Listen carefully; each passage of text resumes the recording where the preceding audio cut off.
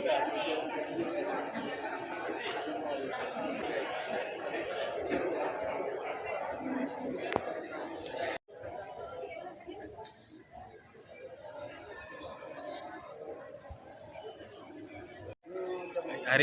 ini KIP Kota Lok Sumawe melangsungkan kegiatan uji baca Al-Quran untuk Bacalek DPRK Kota Lok Sumawe. Jadi hari ini kita mau persiapkan 2 hari ya, tanggal 6 dan tanggal 7, di mana tanggal 6 itu untuk Bacalek yang berasal dari Dapil Banda Sakti dan daerah pemilihan Langat, sedangkan besok tanggal 7 itu untuk daerah pemilihan Muara 2 dan Muara 1. Terkait untuk Dewan Penguji, ini berasal dari MPU, kemudian dari EPTQ dan Kemenak di Kota Lok Sumawe.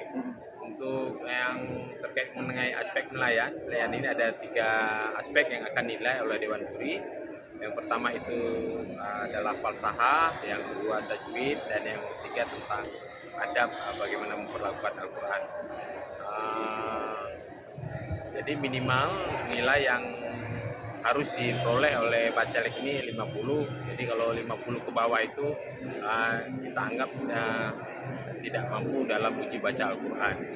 Jadi setelah ini selesai semuanya, setelah 2 hari selesai, nanti juga kami mempersiapkan di tanggal 12 bagi Bacalek-Bacalek yang ada berhalangan di tanggal 6 dan 7, kita alokasikan waktu untuk tanggal 12 bisa melakukan itu dalam uji baca Al-Quran. Bagi Bacalek yang tidak memiliki nilai minimal 50, kita anggap gugur dan tidak dapat mengikuti proses tahapan pencalonan berikutnya. Nanti berarti partai politik peserta pemilu di tahun 2024 menggantikan Bacalek yang tidak lulus uji baca Al-Quran dengan Bacalek yang lain, dan nanti tetap juga Bacalek yang baru tetap harus melewati uji baca mampu Al-Quran yang akan kita lakukan juga untuk Bacalek yang baru nanti tersebut.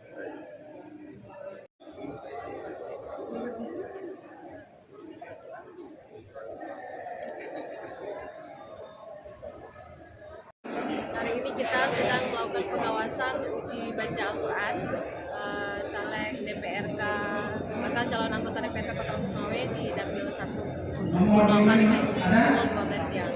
Nah, pada hari ini kita melakukan pengawasan memastikan bahwa calon yang melakukan uji baca Al-Quran adalah calon sebagaimana yang terdapat di dalam SIPO dan telah didaftarkan oleh partai.